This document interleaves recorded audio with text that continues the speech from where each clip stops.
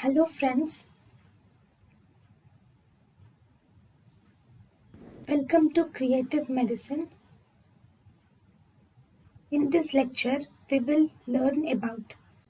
Hello friends, let us now learn some important points about the variation of placenta. In the variation of placenta, we can divide the placenta into big placenta or placentomegaly, or we can have small placenta.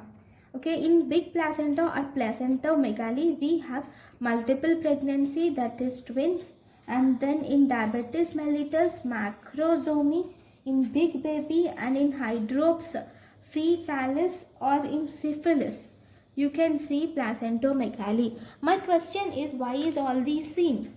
Why is in these conditions there is placentomegaly? See, in multiple pregnancy there can be twins or triplets and even more. As the number of babies increases, obviously both the placenta should be able to provide oxygen, blood, nutrients and everything necessary for both the fetuses, right? The placenta, which normally only could supply the ingredients to one fetus, is not sufficient for supplying ingredients to both the fetus.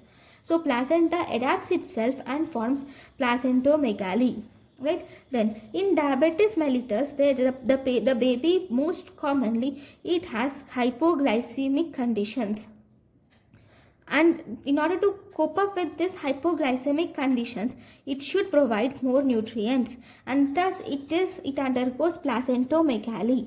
Okay, and sometimes this diabetes mellitus is associated with macrosomy. As the size of the baby increases, the macrosomy is bigger baby. As the size of the baby increases, then the nutrients that the baby takes, the nutrients, the oxygen and everything that the baby requires will be more than the normal sized baby. So that will again result in placentomegaly. Then we have Hydrops Fetalis. In Hydrops Fetalis, there is accumulation of fluid in the various parts of our body, of the baby's body, and that is in the third spaces. There will be accumulation of fluid is seen in the third spaces. That can also result in placentomegaly. In syphilis, it is an infection. Because syphilis is an infection, it causes inflammation and edema of placenta. Because of the edema of placenta, it results in placentomegaly. Then second thing is we have small placenta. Small placenta is seen in small babies like IUGR, okay, and it is seen in placental infarcts, and it is seen in postdatism, right? Obviously, because the baby is intrauterine growth restriction, the baby is small. Because the baby is small, it requires less nutrients and oxygen, and as a result it has small placenta. It requires small placenta. Then obviously here the placenta is infarcted. That means the placenta is almost dead. So the placenta will be small. In postdatism, also there will be small placenta. So these are the variations of placenta. Okay, now we will see there are some more different types of placenta. If you see in the types of placenta, the first type of placenta is succenturate placenta. We have this type of placenta called as succenturate placenta. In this succenturate placenta, see, I will draw the placenta. See, this is one placenta which is present. This is the normal placenta.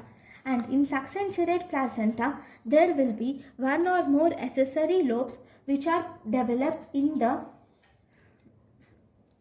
develop in the membranes. In the membranes itself, there is one separate lobe of placenta develops, which is at a distance from the periphery of the main placenta. So this is called as succenturate placenta. Because it has two lobes, sometimes what happens is there will be a cut at this site in the uterus, and this smaller lobe will be left in the uterus. And because all the cotyledons of this placenta are visible, so the obstetrician will not suspect a succenturate. If she will not suspect a succenturate placenta, then she thinks that the everything has been come out, right? So that is one thing. But and secondly, you will see missed lobe because of this part retaining in the uterus. If we examine closely, we will definitely find a missed lobe in this succenturate placenta. And if the placenta is left in the uterus, then it most probably results in postpartum hemorrhage. There will be increased postpartum hemorrhage because there is hemorrhagic manifestations which are occurring in the uterus. These will later causes puerperal sepsis. Okay, so all these dangerous complications occur due to the succenturate placenta. Sometimes it is associated with a condition which is called as Placenta Previa, where the placenta is seen between the fetal head and the internal os. And the os. So the baby is here and the placenta is in the way of the baby. This is called as Placenta Previa. Sometimes succenturate placenta is associated with this Placenta Previa. Okay, this is succenturate placenta. Then the second type of placenta which is important is about the Placenta Sporia. In Placenta Sporia, if you see, definitely we have, this is the placenta, okay, and there is a cotyledon which is not clearly attached to the placenta. You will see many layers or membranes in between, and this is not attached to the placenta. It is attached separately to the umbilical cord.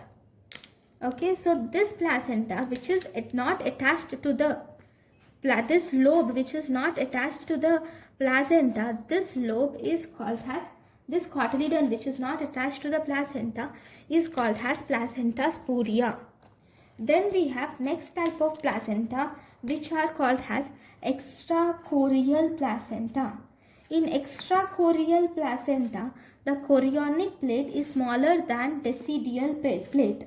I will show you that. There are two types of extracoriate placenta which are circumvallate placenta and we have circummarginate placenta. Here, chorionic plate is the one which is attached to the fetus, whereas decidual plate is the one which is to the mother. Think that this is the decidual plate. Okay, 1 minute.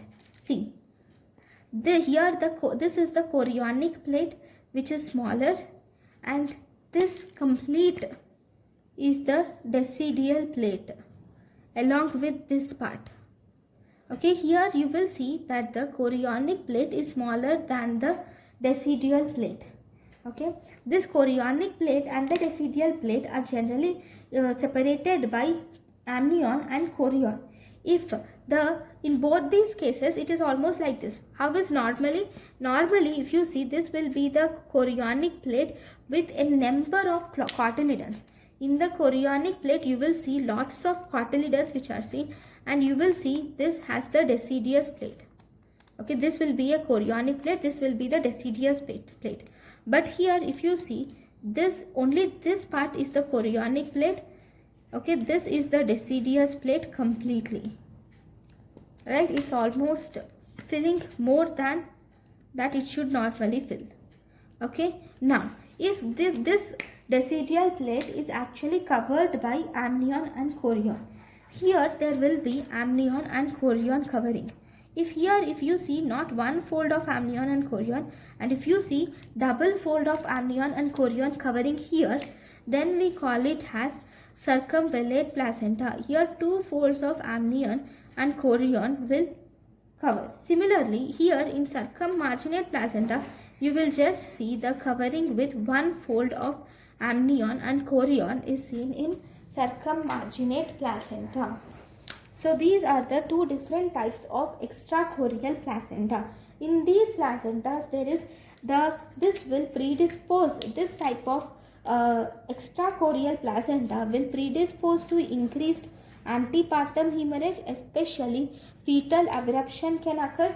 placental abruption can occur. Because of this, it can cause preterm delivery, and it can also cause fetal malformation, and intrauterine growth retardation can occur in these patients with extracorial placenta. Then the next type of placenta which is important is called as Villamentous placenta. We have a Villamentous placenta. So what is this Villamentous placenta? Here in Villamentous placenta, if you see, this is the placenta, okay. The umbilical cord in this is attached to the fetal membranes. So if you see,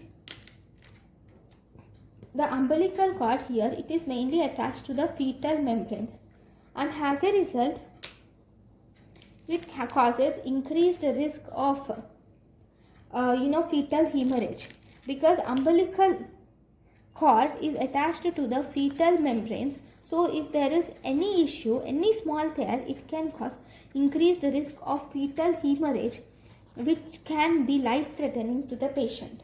And this is sometimes associated with a disorder called as, we have something called as Vasa Previa, which is associated with this Villamentous placenta. As I have already said, in the Vasa Previa, see, I will draw the uterus here first. Okay, I'll draw it with black. Okay, so this is the uterus, right, in the Vasa Previa. Okay, this is the uterus, right.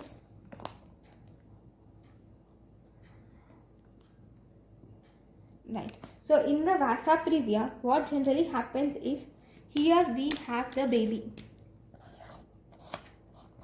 Okay. Now, the placenta of this baby will be like this, and it is present, the placenta is present near the internal os. The fetal vessels and fetal membranes and the placenta is traversing between the, this is attached to the mother. You can draw like this. Right. This is not there. Right. This is attached to the baby. Okay. Now the placenta and the fetal membranes, actually the fetal membranes are below, fetal membranes and fetal vessels are over the internal os. That is, they are present between the baby and the internal os. So this is called as Vasa Previa. It is mostly associated with Villamentous placenta, as we have already seen. It is also associated with Succenturate placenta, as we have already seen, and it is also associated with Placenta bilobata. It is also associated with Placenta bilobata. If I draw a proper baby, the baby looks something like this.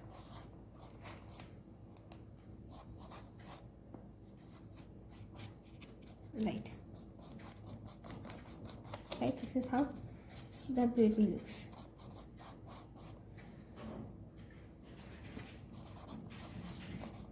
Right, here you can see the hands, and here you can see the insertion. Okay, I know it's not a good picture, but just for understanding. Fine. Then, how are you going to diagnose this Vasa Previa? The diagnosis of Vasa Previa is by transvaginal ultrasonography with Doppler can be done for diagnosis of this Vasa Previa. And how are you going to treat this condition? You will have to do cesarean section to treat this condition of Vasa Previa. Here in Vasa Previa, this will predispose to a large amount of fetal hemorrhage. Here you will see not the maternal hemorrhage, because here the fetal blood vessels are mainly traversing. You will see the fetal hemorrhage in this baby. And so normally we have fetal hemorrhage and maternal hemorrhage, right? How are you going to differentiate whether the hemorrhage is from the baby or from the mother? We have a test which is available for that differentiation, which is called as APT test or alkaline denaturation test. We have this APT test or alkaline denaturation test, which will differentiate fetal and maternal blood. So in this, you will take the blood and then you will add NaOH to it. When you add sodium hydroxide to this blood, then fetal cells, because HbF is resistant to NaOH, so HbF will not be degraded. It will remain as it is. But if it is maternal blood, the blood will be degraded. But this does not give you how much amount of blood, that is fetal hemorrhage, has occurred. So for knowing it quantitatively, we have a test called as Kleehorn-Bethke's test is present.